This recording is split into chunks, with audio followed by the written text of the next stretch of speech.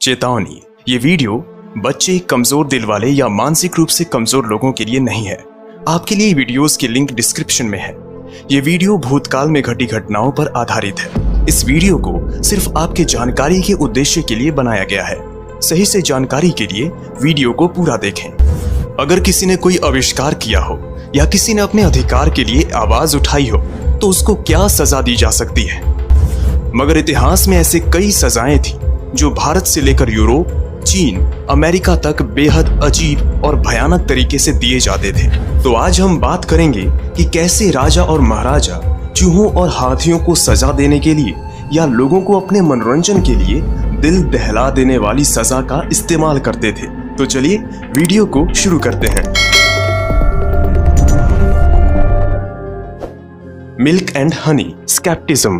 5वीं शताब्दी में पर्शियन एम्पायर के वक्त 401 बीसी में छोटे भाई साइरस और बड़े भाई आर्सेसिस के बीच सिंहासन के लिए क्यूनाक्सा की लड़ाई हुई। मगर उसमें मिथ्रिडेट्स नामक सैनिक युद्ध में अपने ही राजा साइरस को गलती से मार देता है, जिससे उसके बड़े भाई आर्सेसिस की जीत हो जाती है। मगर आर्सेसिस कहता है कि वो दुनिया को बताए कि उसने साइरस को मारा है ताकि राज सिंहासन उसकी इज्जत करे, और मिथ्रिडेट्स वही करता है। मगर कुछ दिनों बाद मिथ्रिडेट्स नशे की हालत में सब सच बोल देता है कि उसने साइरस को मारा था, जिससे सिंहासन पर बैठा आर्सेसिस मिथ्रिडेट्स को स्काफिज्म की सजा सुनाता है।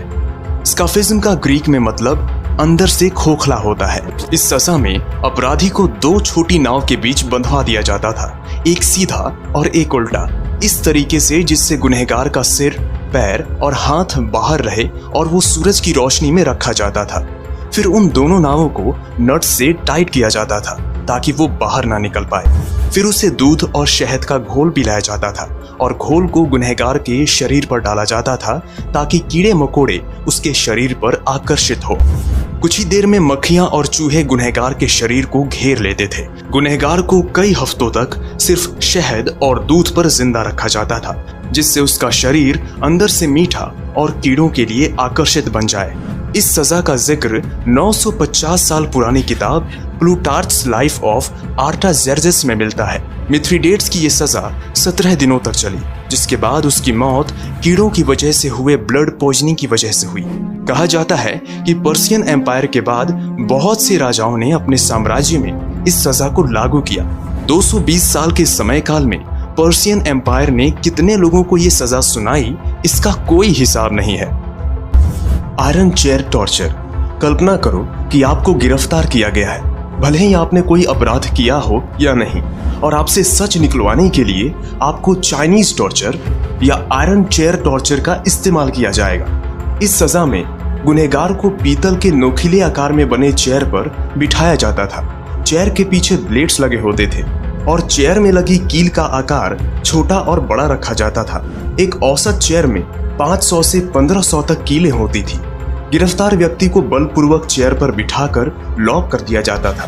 दर्द बढ़ने के लिए उसके नीचे आग लगा दी जाती थी और उसके शरीर में लगी कीलें उसके शरीर को पकाने लगती थी, और तब तक इस यातना को दिया जाता था जब तक वो सच ना बोल दे, और बाद में वो गुनहगार ना हो तो उसे छोड़ भी दिया जाता था।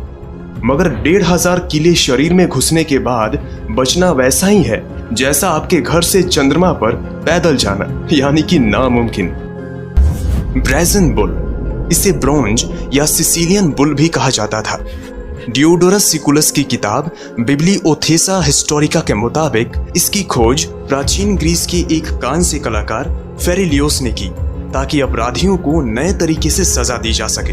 फेरिलियोस इस खोज को अपने राजा फेलारिस के पास ले गया और इसे ऐसे प्रदर्शित किया जिससे उसे पुरस्कार मिले। मगर राजा फेलारिस ने उसे सबसे पहले ही ब्रेजन बुल में डाला। मरने के आखिरी वक्त पे उसे निकाला गया, मगर बाद में राजा के द्वारा उसे मरवा दिया गया।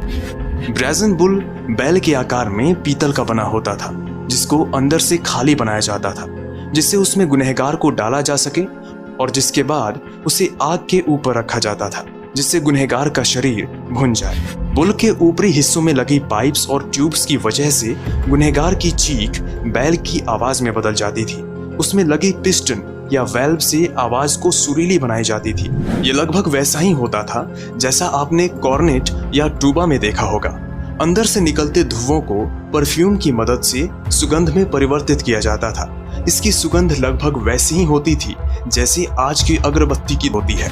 जब प्राचीन ग्रीस को टेलमेचस नामक राजा ने जीत लिया, तब वहां के पूर्व राजा फेलारिस को भी ब्रेजन बुल की ही सजा दी गई, क्रश्ड अंडर एन एलिफेंट। इस सजा को दक्षिण पूर्व एशिया में श्रीलंका, मलेशिया से भारत तक दिया जाता था। इस सजा में गुनहगार को सबके सामने ले जाकर उसके शरीर या सर को हाथी के नीचे कुचल दिया जाता था। हाथी को इस तरीके से प्रशिक्षित किया जाता था जिससे वो गुनहगार की दर्द को बढ़ा सके। ऐसी ही घटना है सन 1305 की, जब दिल्ली के सुल्तान ने मंगोल कैदियों की मौत को सबके मनोरंजन में बदल दिया था, जिसे हाथियों ने कुचलकर मार दिया। इस सजा को मुगल सम्राट हुमायूं से जहांगीर तक अपराधियों को सजा देने में इस्तेमाल करते थे। 17वीं शताब्दी की बात होगी जब अन्ना दत्तो, जिसने संभाजी महाराज को धोखा दी, दत्तो ने शिवाजी महाराज की हत्या करने की साजिश रची, जिसमें वो सफल हुआ और शिवाजी महाराज की दूसरी पत्नी और उनके बेटे राजाराम के साथ रायराबाई किले में महाराजी नाईक के साथ कैद थी, जिसकी जानकारी संभाजी महाराज को नहीं बताई गई। और बाद में संभाजी महाराज को ये पता चला तो दत्तो ने ये सब दोष संभाजी पर डाल दिया। बार बार ऐसी घटना के सच जानने पर संभाजी महाराज ने अन्ना दत्तो को हाथी के नीचे कुचलकर मारने का आदेश दिया। जानवरों में सबसे भारी और ताकतवर होने की वजह से हाथियों को शाही अधिकार के प्रतीक के रूप में इस्तेमाल किया जाता था और अभी भी कुछ स्थानों पर, जैसे कि थाईलैंड, जहां सफेद हाथी को श्रद्धा में आयोजित किया जाता है। रैट टॉर्चर की शुरुआत प्राचीन रोम में हुई। 17वीं शताब्दी में यूरोप में डच नेता डिडरिक सोनाय कैदियों को सजा देने के लिए इस तकनीक का उपयोग करता था। इस यातना में गुनहगार को एक टेबल पर बांधा जाता था, फिर उसके पेट पर अर्ध पिंजरा रखा जाता था। सजा देने वाले कुछ चूहों को धातु के पिंजरे में रखा जाता था, फिर उस पिंजरे के ऊपर गर्म आग रखे जाते थे, जिससे पिंजरा गर्म होने लगता था।